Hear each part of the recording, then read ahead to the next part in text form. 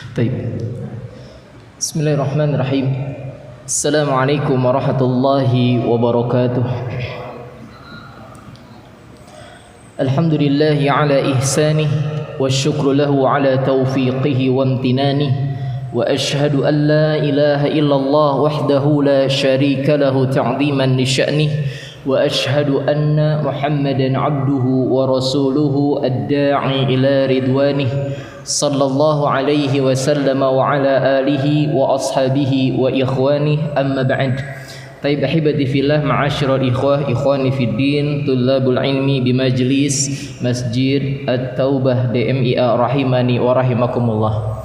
Barakallahu fikum. Alhamdulillah, kita memuji Allah Azza wa Jalla dan bersyukur atas segala limpahan kebaikan, nikmat dan karunia-Nya. Semoga Allah sempurnakan taufik dan pertolongannya kepada kita agar kita mampu memanfaatkan seluruh kebaikan nikmat dalam kesempurnaan ketaatan kita beribadah hanyalah kepada Allah sampai akhir hayat kelak. Amin ya rabbal alamin. Taib barakallahu fikum ikhwah yang dimuliakan Allah Subhanahu wa taala.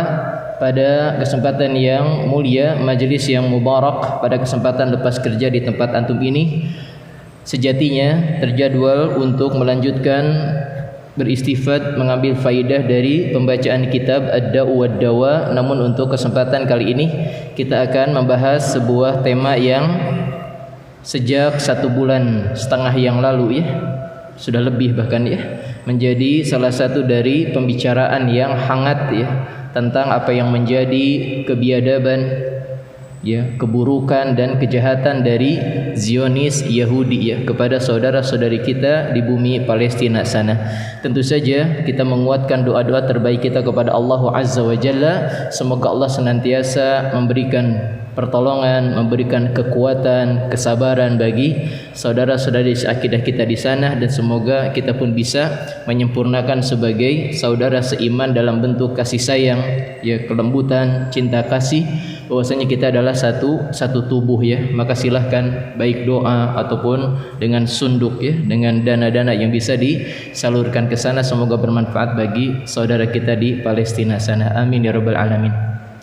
Tapi maka pada kesempatan yang terbatas waktu ini kita akan melihat beberapa list, ya, rincian dari brengseknya, buruknya, biadabnya dari watak atau tabiat Yahudi laknatullah alaihim, ya. Artinya jangan sampai ketika lisan kita mengutuk, mencela segala bentuk tindak tanduk kebrengsekan Yahudi, tapi ternyata ada sebagian dari sifat-sifat mereka yang diwarisi bahkan dominan pada tubuh kita. Naudzubillah, ya. Waliyadzubillah, nas'alullah salamatu wal afiyah, ya. Jangan sampai kata orang Sunda, ongkoh dipoyok tapi dilebok, ya. Apa? Mengaku membenci tapi malah mewarisi sifat-sifatnya. Jangan, ya. Naudzubillah. Tapi tentu saja tidak mungkin dari kronologis, ya, tentang eksistensi Yahudi sampai sekarang dibahas dari awal, ya. Namun secara singkat intinya Yahudi yang memang masih ada sekarang, meskipun kata para ulama, apakah Yahudi sekarang semuanya Habibnya dari Nabi Yakub, keturunan Nabi Habib, ya? Kita juga Habib tapi Nabi Adam alaihissalam, ya. Tapi apakah keturunan Nabi Yakub semuanya? Kata para ulama tidak, ya, bercampur sekarang, ya. Ya sebagian dari mereka ada yang ori, ya, Yahudinya nasab, karena memang Yahudi punya prinsip bahwasanya dia adalah ras paling mulia, ya. Mereka adalah al-mukhtar, terpilih di atas muka bumi ini. Maka selain mereka, yakni diciptakan oleh Allah untuk menjadi pelayan-pelayan mereka. Antum, anak diciptakan sempurna ini, tapi di hadapan mereka dihinakan, ya, tidak berharga, jadi untuk menjadi pembantu mereka. Taib. Maka yang tersisa sekarang ini adalah tentu saja bermula dari apa yang menjadi salah satu dari keturunan Nabi Yakub alaihissalam, ya, yang tatkala beliau memiliki 4 istri lah, ya, meskipun istri 2 tapi budak wanita 2, ya. Istrinya Lia dan Rachel, ya. Adapun budak wanitanya yakni Zilfa dan Bilhah, ya. Zilfa dan Bilhah, ya. Yang dari 4 perempuan tersebut 2 istri dan 2 budak wanita. Berarti dari dulu memang budak wanita boleh digauli, ya, oleh pemiliknya, sebagaimana syariat kita pun memberlakukan hal tersebut, ya. Illa ala azwajihim aw ma malakat aymanuhum fa innahum ghairu malumin, kecuali kepada pasangan kalian, istri-istri kalian ataupun budak-budak kalian, ya. Maka dari 4 wanita tersebut terlahirlah 12 anak, ya. 12 anak. Anda juga nggak hafal-hafal nama-namanya. Pokoknya di antara 12 anak tersebut ada Ruben, Simeon, ya, apalagi Yehuda, kemudian Isakhar, Neftali, kemudian di antara Yusuf dan Bunyamin, ya. 12 yang disebut dalam ayat ketika Nabi Yusuf Allah muliakan bermimpi 11 bintang, matahari dan rembulan bersujud kepada beliau, ya. Di awal surat Yusuf dia berkata kepada ayahnya, "Ya abati inni ra'aitu ihda asyara kaukaba wasyamsa wal qamara ra'aitahum li sajidin," ya. Wahai abahku, wahai ayahku, aku melihat dalam mimpiku 11 bintang, matahari dan rembulan semuanya sujud kepadaku, ya. Maksudnya adalah ketika akhirnya kisah happy ending Nabi Yusuf yang diperlakukan buruk oleh 11 saudara yang lain yang dibuang, kemudian ditemukan oleh pedagang, diperjualbelikan, kemudian diperbudak, dipembantukan di kerajaan Mesir, ternyata menjadi bendaharawan Mesir, ya. Yang kemudian akhirnya diangkutlah seluruh 11 saudaranya, orang tuanya ke Mesir. Yakub dan keluarga Nabi Yusuf, Yakub itu di Palestina awalnya. Betul, mereka di Palestina, ya. Namun ketika Yusuf menjadi orang penting di Mesir, maka mereka disiapkan lahan di Mesir, diboyonglah, pindah semuanya. Sebagian ulama berkata saat itu mereka berjumlah 70, ya, anak-anak Nabi Yakub dan cucu-cucunya dari 4 istri dari 12 anak, 11 anak berarti, ya. Nabi Yusuf sudah ada di Mesir. Itu sekitar 70-an, ya. 70-an. Berarti salah satunya Yehuda. Terus sampai masa berganti masa, kemudian Nabi Yusuf pun meninggal, tibalah pada masa kezaliman adanya raja Mesir yang kita sebut sebagai Fir'aun, ya. Fir'aun. Sampai akhirnya lahirlah Musa alaihissalam. Kita juga nggak mungkin membacakan kisah Nabi Musa. Intinya Nabi Musa sudah berdakwah dan memang beliau sudah diindikasikan menjadi sosok yang nanti akan menggulingkan pemerintahan kekuasaan dari Fir'aun sebagaimana dikabarkan oleh dukun-dukunnya, ya. Namun salah satu hikmahnya waktu ibundanya hamil, ternyata dengan hikmah Allah ibundanya hamilnya kecil. Karena waktu itu Fir'aun setelah mendapatkan kabar dari dukunnya akan ada yang menggulingkan bayi laki-laki yang terlahir, disensus semuanya ibu-ibu yang hamil, ya. Disensus, didata, ya. Berarti sensusnya kurang valid, ya. Buktinya ibunda Nabi Musa lolos, ya. Lolos. Karena memang Allah jadikan hamilnya kecil, ya. Tapi ya begitu, namanya bayi terlahir pasti nangis, akhirnya kemudian dihanyutkan di Sungai Nil, kemudian diketemukan oleh Asiyah, ya. Kemudian akhirnya dirawat di kerajaan, akhirnya juga ibundanya juga datang ke kerajaan karena enggak ada ibu susuan yang cocok. Akhirnya ini adalah salah satu contoh apa? Al khairu khiratullah. Yang terbaik adalah pilihan Allah, ya. Maka dikumpulkan lagi di kerajaan penuh dengan rasa aman, ibundanya kembali nyusui bayi yang ternyata anaknya sendiri, bahkan digaji. Digaji. Tapi kan Nabi Musa mendapatkan tugas dari Allah untuk berdakwah, kemudian beliau pun akhirnya lebih hidup bersama Banu Israel di perkampungan Banu Israel yang tadi dari keturunan Yakub. Maka lihatlah, tatkala Yahudi yang memang masih lengkap dengan 11 keturunan yang lain Banu Israel, termasuk Yahudi di dalamnya, sudah nampak kebrengsekannya. Dalam bentuk apa? Mereka adalah orang-orang yang membangkang dan sulit untuk beriman kepada Allah, kepada Tuhan mereka. Kenapa? Pada saat mereka sedang bersama Nabi Musa pun sudah hadir tanda-tanda kekuasaan Allah yang kata para ulama ini mukjizat semuanya. Ini ketika di zaman Nabi Musa didatangkan beberapa tanda kekuasaan Allah, mukjizat kepada Nabi Musa dalam bentuk musibah-musibah yang menimpa negeri Mesir. Tapi musibah tersebut merata di negeri Mesir kecuali di perkampungan tadi Banu Israel. Di perkampungan Banu Israel lokal enggak terkena musibah tersebut. Allah sebutkan dalam surah Al-A'raf, ya, ayat 133. Kata Allah, fa arsalna alaihimut tufan wal jarad wal qummal wad dafadi' wad dam ayatin mufassalat fastakbaru wa kanu qauman mujrimin. Lihat kata Allah, dan kami telah datangkan, utus kepada mereka at-tufan. Tufan ini banjir besar, menghabiskan semua sumber-sumber tumbuhan yang menjadi bahan makanan penduduk negeri Mesir. Tapi di Banu Israel enggak ada banjir besar. Maka dalam tafsiran Fir'aun minta kepada Nabi Musa, pada saat ini dia yakin Nabi Musa itu, ya, punya Rob yang berkuasa. Maka minta berdoa agar dihentikan musibah tersebut, berhenti. Mujizat atau bukan? Mujizat, udah disaksikan oleh Banu Israel, termasuk Yehuda di sana. Awalnya Yahudi maksudnya.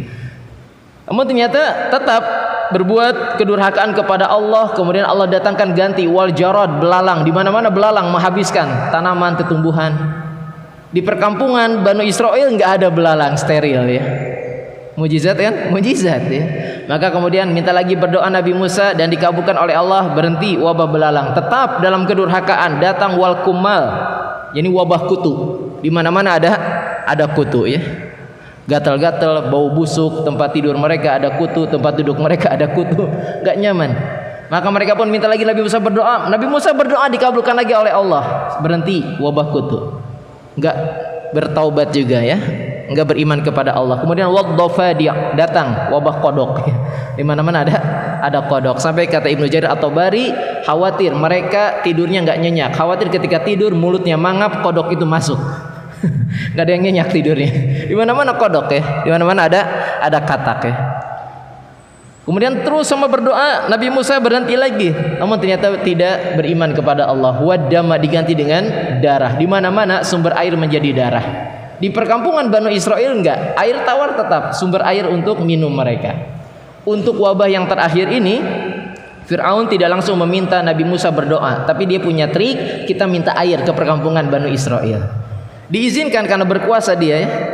Tapi ketika ngambil dari sumur, ditimba di bawahnya air tawar, pas sampai ke tangan mereka berubah menjadi darah. Mujizat atau bukan? Mujizat ya. Semuanya disaksikan oleh Banu Israel termasuk Yahudi. Ya. Namun apa yang terjadi? Fastakbaru wa kanu qauma mujrimin. Mereka tetap orang-orang yang menyombongkan diri dan berbuat kedurhakaan. Termasuk ya sudah jelas Fir'aun dan bala tentaranya mah ya. Termasuk nanti lihat kisah selanjutnya brengseknya Yahudi. Yang termasuk tadi masih Banu Israel lengkap ya. Masih lengkap ya. Tapi akhirnya Fir'aun memutuskan untuk mengejar Nabi Musa dan pengikutnya tersebut. Yang sebagian mufassir semisal Ibnu Katsir menyebutkan dari masa Nabi Yusuf 70 keluarga Nabi Yakub yang diboyong ke Nabi Musa, ada yang bilang sekitar 400-an tahun. Dari Nabi Yusuf ke Nabi Musa. Sekitar 400 tahun tersebut ternyata perkampungan Banu Israel, kata Ibnu Katsir, keturunannya berkah. Sampai akhirnya berjumlah 600.000 orang. Dari 70. Meskipun ada yang membantah para ulama ya, seberkah-berkahnya dari kalau seorang laki-laki sempurna semuanya istrinya 4 nggak nyampe 600.000, paling puluhan ribu ya. Tapi Ibnu Katsir berpendapat 600.000 ya.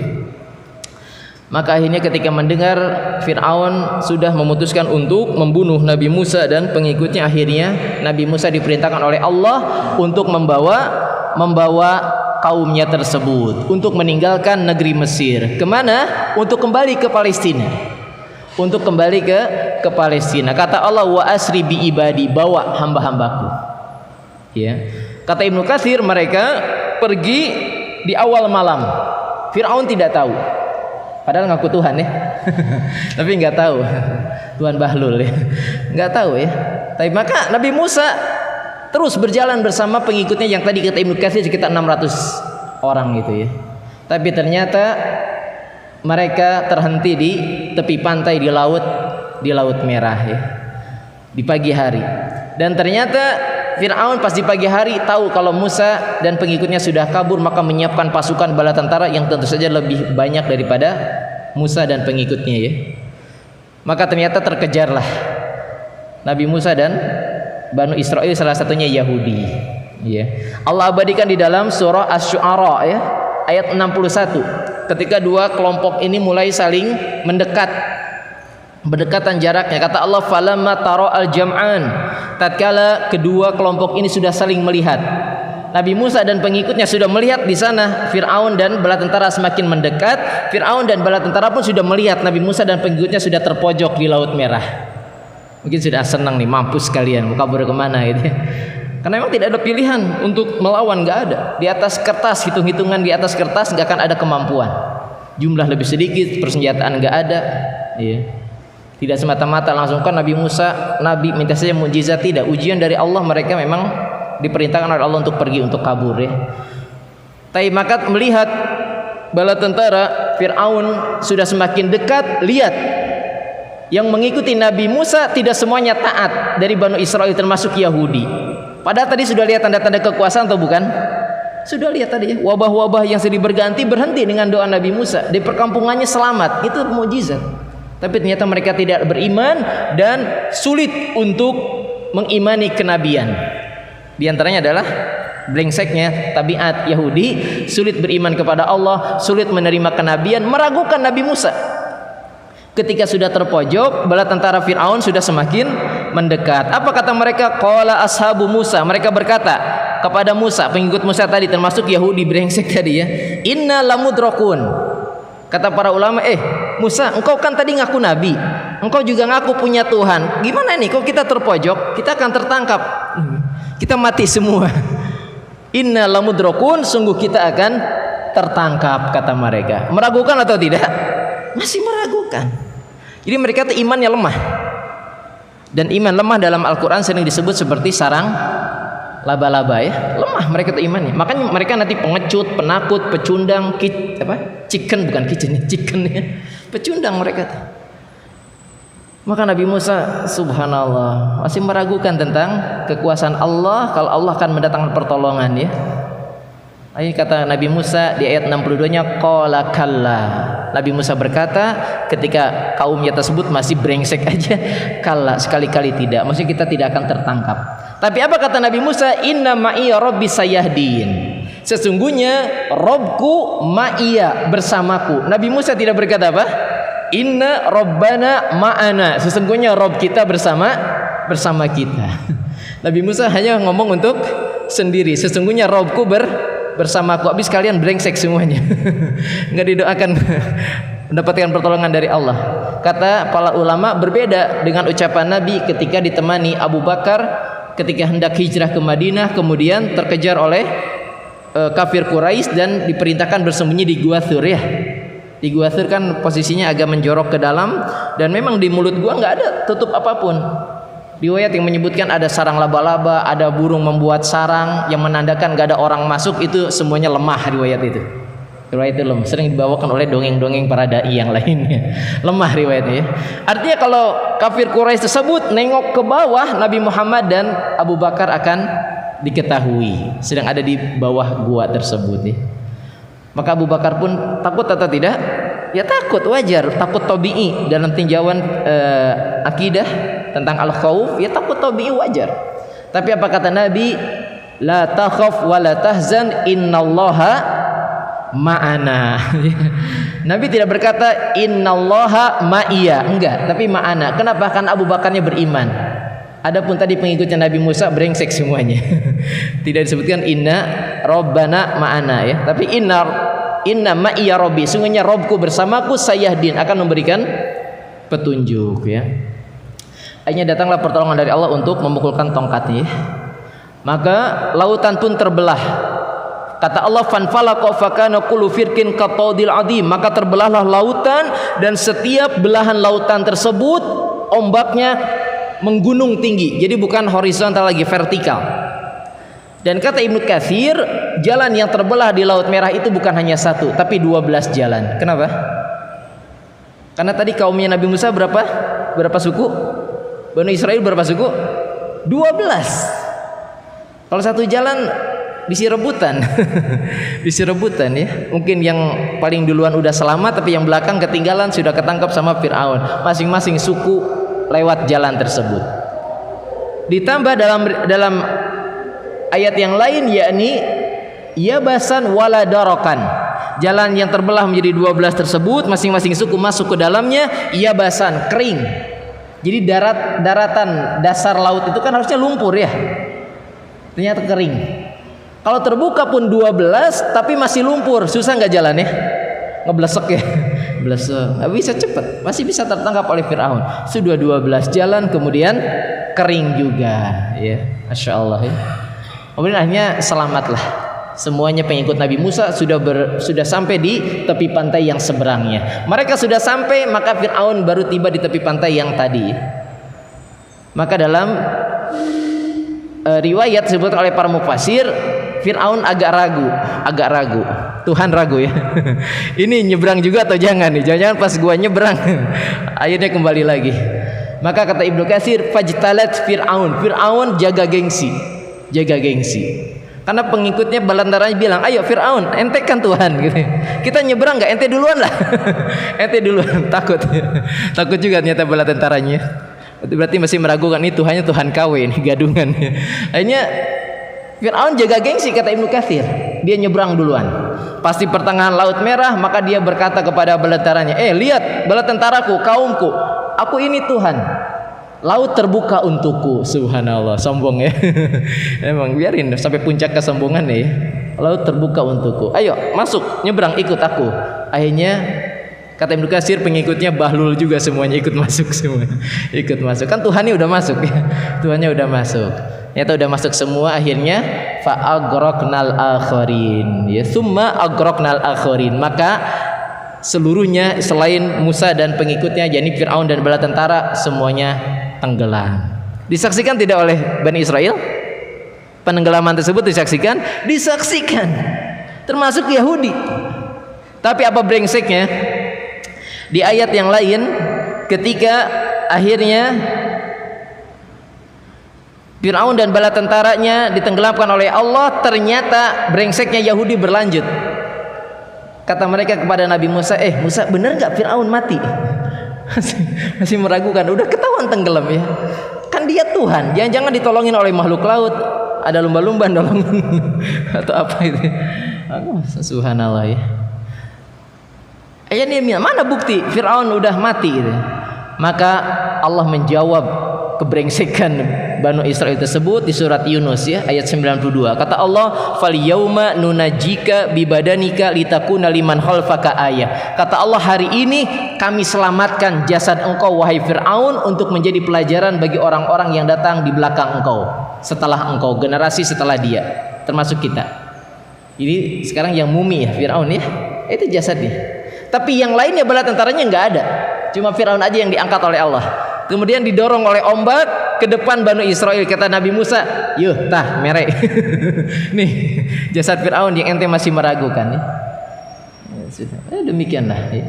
Di zaman Nabi Musa pun sudah nampak kebrengsekan ya Banu Israel ya. Selain nanti Nabi berganti Nabi, mereka dalam ayat maupun hadis yakni fayaktuluna anbiya'ahum, mereka hobi membunuh para nabi ya. Kemudian juga wayasumullah ya, mencela, memberikan sifat-sifat buruk bagi Allah ya.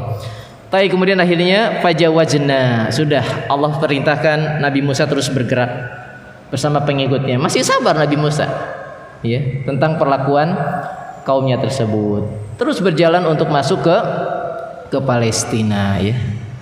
Dan ternyata ketika di perjalanan menuju masuk Palestina, kebiasaan Banu Israel ketika mandi adalah di sungai dan bareng-bareng masing-masing saling lihat auratnya, telanjang semuanya, laki-laki satu kolam, satu sungai berkumpul.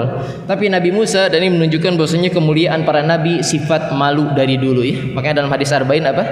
Inna min kalamin nubuwatil ula idza lam tastahi fasna ma'syita. Di antara kalimat dari kenabian yang pertama adalah jika engkau tidak punya rasa malu, maka berbuatlah sesuka hatimu. Jadi rasa malu sudah menjadi perhiasan iman dari kekasih-kekasih Allah terbaik, para nabi dan rasul ya. Nabi Musa enggak mau kalau mandi bareng-bareng. Nabi Musa sering memisahkan diri mandi ya, dan telanjang juga. Maka akhirnya di sini lagi brengseknya Banu Israel, termasuk Yahudi di dalamnya. Kalau bahasa kita, Musa kunaon tara mandi bareng jeung urang ya. Kenapa enggak pernah mandi sama kita? Jangan-jangan tubuhnya ada cacat, jangan-jangan kemaluannya agak berbeda atau gimana lah. Celaan kepada nabinya aja dicela. Ya. Jadi kata para ulama ya, kalau ada yang mencela kita, siapa sih kita ya? Nabi saja level terbaik. Hamba Allah tidak luput dari celaan kaumnya.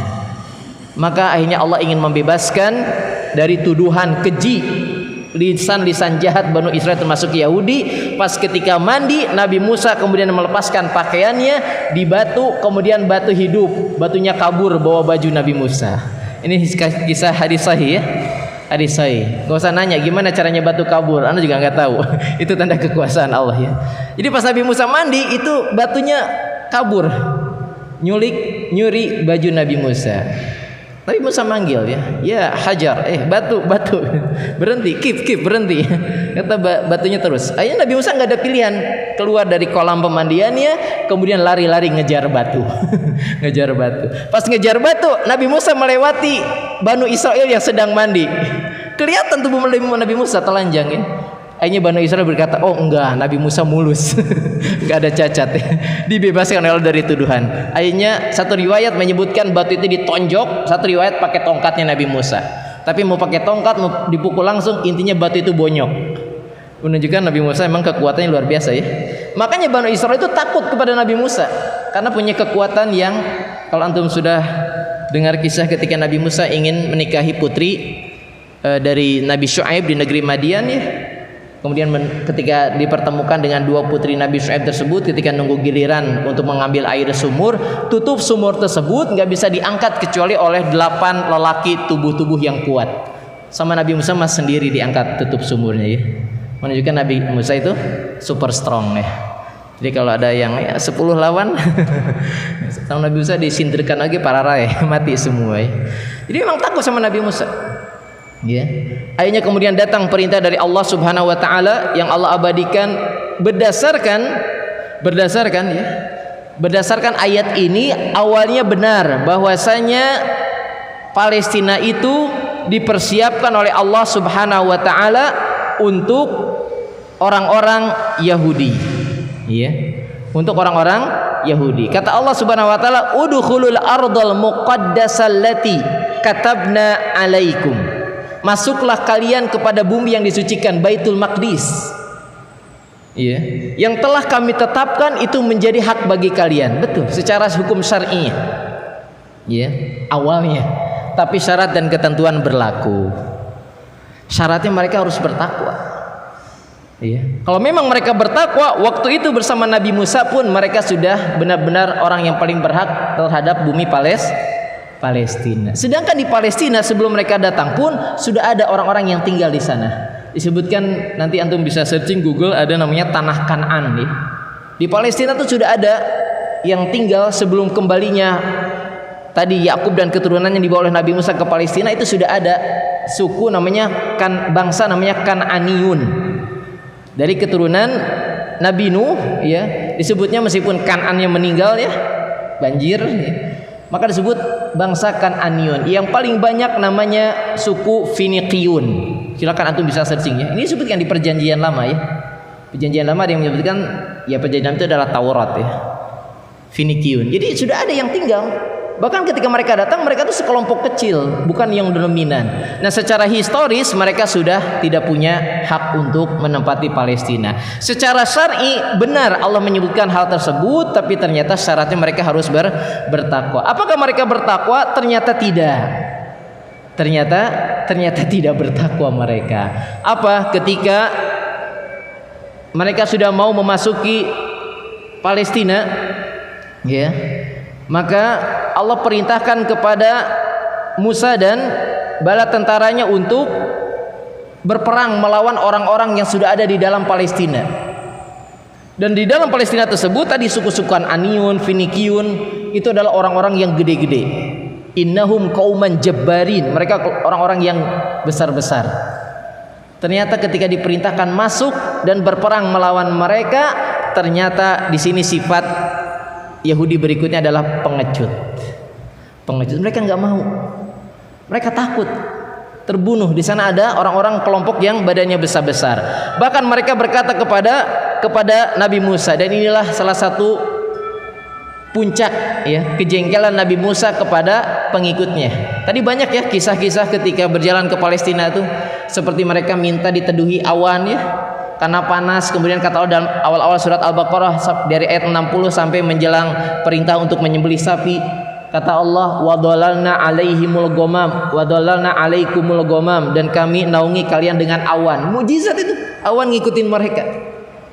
Kemudian juga wanazzalna minas samai almanna wasalwa, diberikan makanan terbaik dari langit.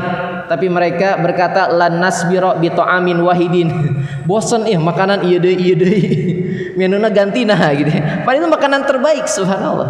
Kurang bersyukur ya. Malah meminta apa? wa adasiha wa basoliha, kacang-kacangan, bawang-bawangan. Kata Allah, kalian ingin mengganti sesuatu yang lebih baik dengan yang lebih jelek? Emang mereka juga termasuk nggak tahu skala prioritas ya.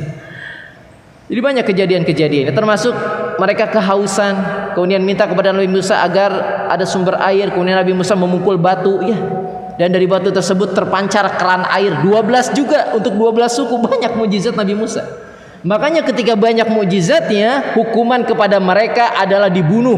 Mereka yang akhirnya puncak melakukan kesyirikan kepada Allah. Iya. Untuk membunuh diri mereka. Ketika di zaman tersebut mereka terfitnah menyembah patung anak sapi bernama Samiri.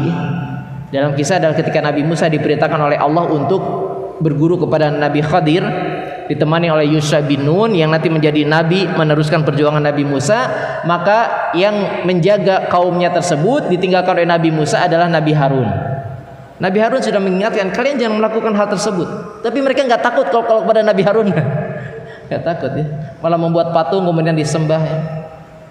Akhirnya pas datang Nabi Musa sudah tahu ya, ternyata mereka kelihatan sedang menyembah patung. Maka dalam riwayat Nabi Musa sedang memegang alwah. Alwah itu semisal bagian dari Taurat, dari kitab Allah ya, dibanting oleh Nabi Musa, saking jengkelnya. Nabi Musa langsung nyari Harun, dan Harun dalam surat Toha ditarik rambutnya, ditarik janggutnya. Nabi Harun berjanggut. Maka kata Nabi Harun, wahai saudaraku, jangan kau tarik rambutku, jangan kau tarik jenggotku ya. Kata para ulama, ini menunjukkan bahwasanya orang-orang baik itu berjanggut. Orang-orang baik itu berjanggut.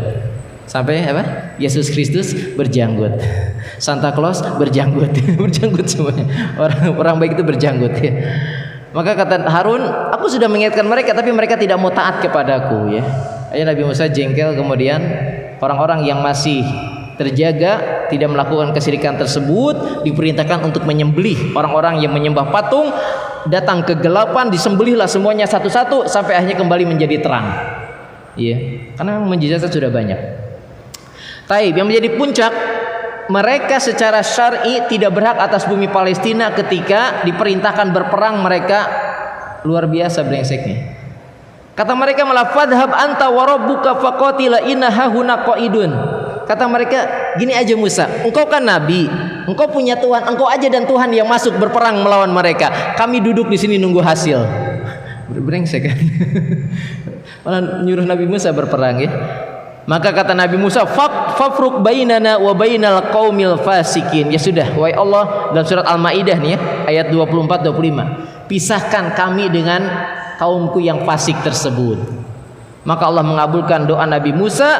Kemudian kata Allah, fa innaha muharramatun alaihim. Ya sudah, karena kalian tidak bertakwa, bumi Palestina haram bagi kalian.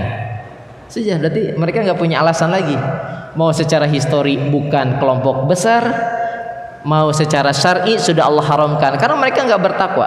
Bahkan arba'ina sanatan yatihuna fil ardi. Selama 40 tahun mereka masa arduntih. Arduntih itu apa? Masa keder gitu. Keder. Mereka berputar terus di area sebelum masuk Palestina. Ke Palestina nggak masuk, balik lagi ke Mesir nggak bisa. 40 tahun mereka cuma beredar di area ya sekitar berapa kilo kali berapa kilo, muter terus di situ. Ya dibuat keder oleh Allah ya. Namanya masa arduntih ya. Nah di masa itulah akhirnya mereka pun banyak yang meninggal, termasuk juga turun Taurat. Nabi Musa pun meninggal, kemudian digantilah oleh Yusha bin Nun. Maka ada sebagian yang masih hidup, yang beriman kepada Allah, ikut bersama Yusha bin Nun berperang melawan orang-orang yang ada di Palestina. Dan saat itulah kemujizatan Yusha bin Nun, yakni matahari ditahan oleh Allah ya. Dari dulu kode etik perang, kalau masuk maghrib selesai peperangan. Sekarang Zionis Yahudi nggak tahu waktu ya. Kapanpun pengen ngebom, pengen peperangan dari dulu maghrib selesai. Tatkala kemenangan sudah di depan mata, maka Nabi Yusha bin Nun berdoa kepada Allah, wahai Rabb, tahanlah matahari agar kami memenangkan pertempuran ini. Maka Allah mengabulkan. Hadisnya Sahih Bukhari ya. Kata Nabi, sungguh tidak ada sepanjang zaman matahari dihentikan oleh Allah kecuali untuk Yusha bin Nun. Jadi matahari pernah berhenti atas kuasa Allah. Sekarang kalau kata ilmuwan, kalau matahari berhenti gimana? Hah? hancur tata surya. Taib, akhirnya sudahlah masuk terus masa Yusabinun ya. Kemudian ya berganti sampai akhirnya mereka ada masa-masa yang sampai ke zaman Nabi Daud terbagi menjadi 3 masa. Ada kehakiman Asrul Qudot, kemudian Asrul Muluk, kemudian Asrul Inkisam. Jadi mereka 12 itu menempati Palestina dengan hakim masing-masing. Kalau ada masalah, hakim yang memutuskan, 12 perwakilan dari mereka. Kemudian berganti Asrul Muluk, kerajaan, yang sampai puncaknya adalah kerajaan Tolut yang kisah melawan Jalut ya.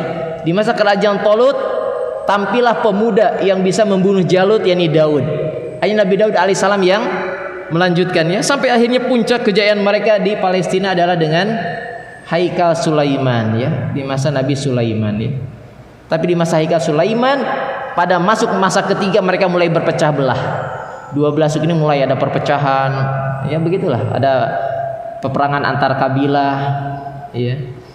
Kemudian akhirnya mulai masa-masa itu disebut ada serangan dari Babilonia, dari Persia, dari Romawi, sampai akhirnya tersisa mereka dari Haikal Sulaiman cuma tembok ratapan. Ada tembok ratapan ya? Tembok ratapan. Akhirnya mereka pun terusir ketika di masa mereka diserang oleh kaum Babilonia yang saat itu namanya apa? Nebukadnezar ya.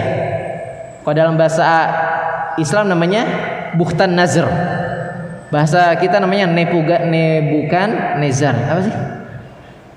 Nah, pernah dengar nama ini? Nebukadnezar itulah ya. Tapi mereka terusir lagi ke Mesir, ya.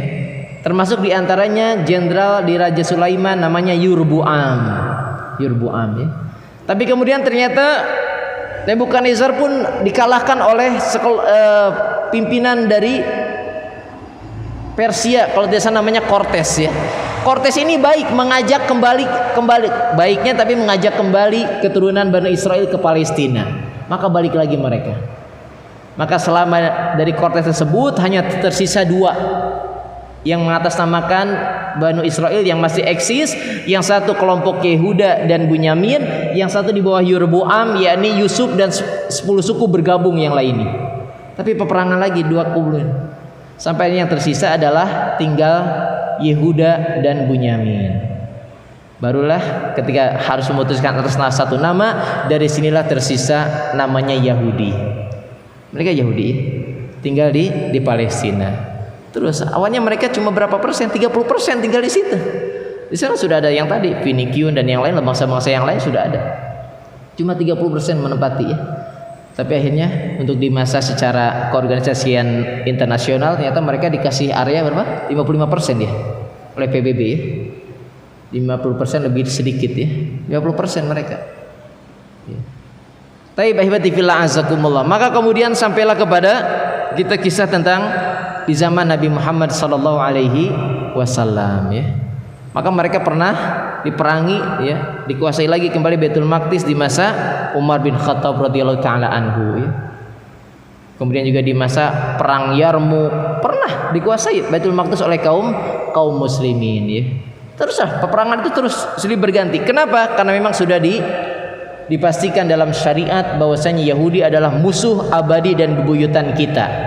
Dalam dalil yang menunjukkan sampai hari kiamat musuh kita Yahudi.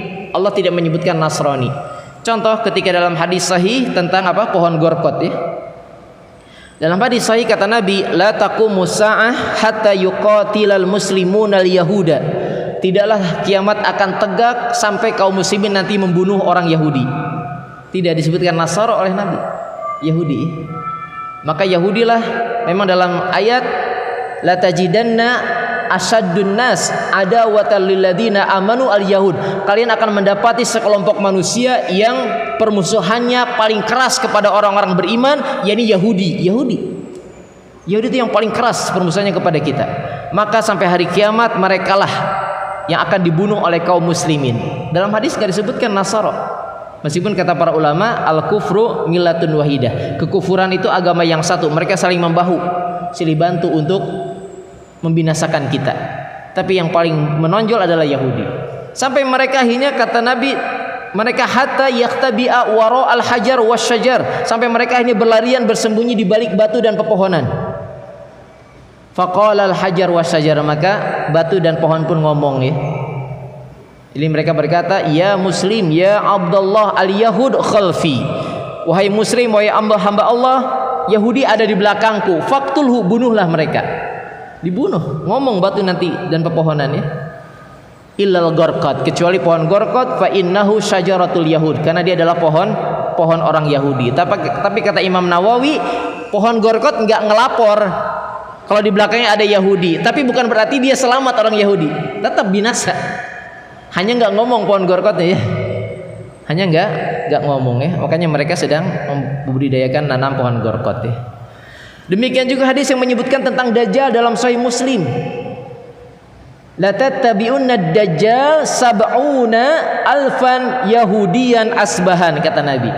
Sungguh benar-benar yang menjadi pengikut Dajjal adalah 70.000 Yahudi asbahan. Ketika mereka sampai hari kiamat ada atau tidak? Ada. Dajjal tanda kiamat besar atau bukan? Sudah masuk maghrib? Sudah ya? Belum?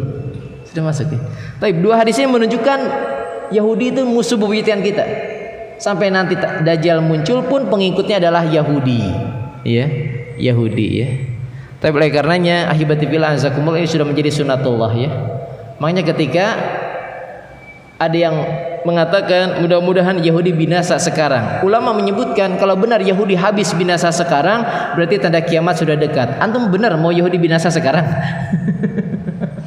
Yang penting kita doakan kaum muslimin. Konsekuensinya apa dari hadis tadi? Kalau Yahudi semua binasa, kiamat atau tidak? Kiamat. Kiamat dengan kehendak yang Allah inginkan, pasti suatu saat memang mereka binasa. Tapi itu sudah pertanda tanda kiamat sudah akan tegak ya. Tapi adapun kebrengsekan mereka, seperti mereka mencela Allah ya, yadullahi maglullah, bahwasanya tangan Allah terbelenggu. Kemudian kata dia, innallaha fakir wa nahnu agniya, Allah itu miskin, kamilah yang kaya. Subhanallah. Sampai ketika mereka menyebutkan Allah menciptakan langit dan bumi 6 hari, kemudian beristiwa di atas arsy ya. Walladzi khalaqas samawati wal arda fi sittati ayyam tsumma stawa 'alal arsy. Dialah Allah yang menciptakan langit dan bumi 6 masa, kemudian istiwa di atas arsy. Kata orang Yahudi apa? Allah ciptain langit dan bumi 6 hari, kemudian kecapean. Allah kecapean kata dia. Kecapean, subhanallah ya. Orang Yahudi itu mensifati Allah dengan sifat-sifat yang buruk, brengseknya Yahudi ya. Allah saja dicela, bukan para nabi lagi dicela, Allah aja dicela. Tangan Allah terbelenggu, Allah itu miskin, Allah itu kecapean. Sampai kata mereka, karena mereka dilarang oleh Allah untuk memancing di hari Sabtu, akhirnya mereka libur di hari Sabtu. Kata mereka, kami libur di hari Sabtu sebagai bentuk setia kawan kepada Allah, karena Allah pun capek. Gitu gitu. Brengsek ya. Padahal mereka diuji oleh Allah ya. Kemudian akhirnya melanggar. Mereka mencari kilah pembenaran ketika larangan mancing di hari Sabtu. Anda sudah sampaikan ya. Kata Ibnu Katsir menukil perkataan gurunya Ibnu Jarir At-Tabari, itu hari Sabtu itu ikan panen banyak. Sampai kata Ibnu Tabari, itu ikan seolah-olah loncat di hadapan orang Yahudi. Kalau bahasa kita ngalelewe, tahu ngalelewe? Ngeledek. Ayo pancing saya, pancing saya. Akhirnya mereka punya trik menebar jala di Jumat sore, kemudian diangkat di Ahad pagi. Itu orang Yahudi itu. Insyaallah ya, waktu membatasi kita. Terakhir, mereka orang pengkhianat. Di zaman Nabi sudah menjadi pengkhianat. Ketika di zaman Nabi, ketika hidup rukun di Madinah, bukan hanya kaum muslimin, ada Yahudi juga. Ada 3 suku. Ada Bani Qainuqa, Bani Nadhir, dan Bani Quraidah. Banu Qainuqa dan Banu Nadhir sudah 2 kelompok Yahudi yang sudah lebih awal diusir oleh Nabi karena berkhianat. Ya. Mereka nggak dibunuh. Adapun Bani Quraidah berkhianat dan dibunuh oleh Nabi. Kenapa? Karena melakukan perkara yang membahayakan. Saat perang Khandaq, perang Ahzab ya, kan membuat parit. Karena memang area tersebut yang hanya bisa dimasuki oleh 10.000 lebih pasukan kafir musyrikin bekerja sama aliansi dengan Romawi.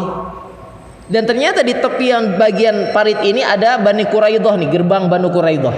Maka mereka ditawarkan setengah hasil dari Madinah akan diberikan kepada kalian kalau kalian mau membuka pintu gerbang ini. Maka mereka merobek perjanjian dengan Nabi. Ketahuan oleh Nabi.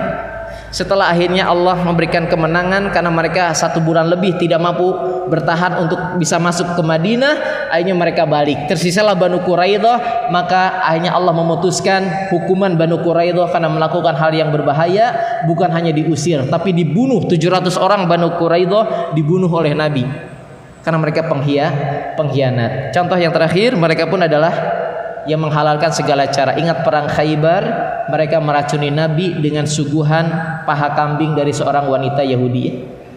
Makanya Nabi ketika wafat berkata kepada Aisyah, ini adalah efek dari racun dulu ketika aku memakan daging kambing yang disuguhkan oleh wanita Yahudi. Berarti salah satu contoh sampai zaman Nabi Muhammad pun orang Yahudi hobinya membunuh Nabi. Repot ya.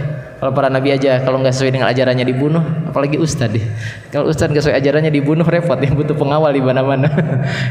Tapi maka demikianlah apa yang bisa Anda sampaikan. Intinya sederet keburukan dari sifat-sifat Yahudi, karakter watak brengseknya mereka.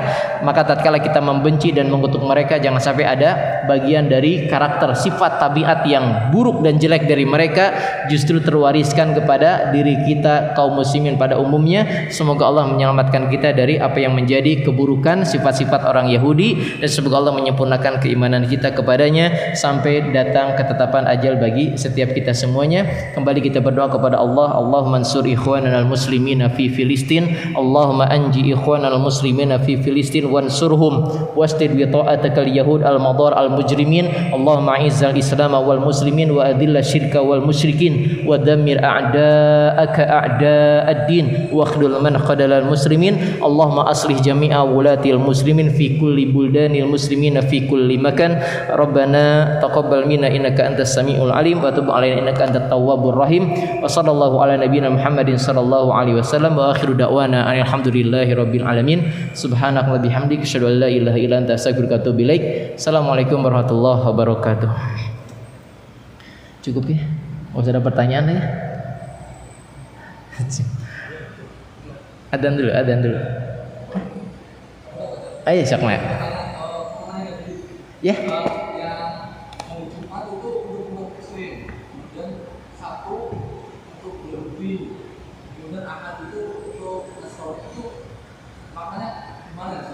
Oh iya.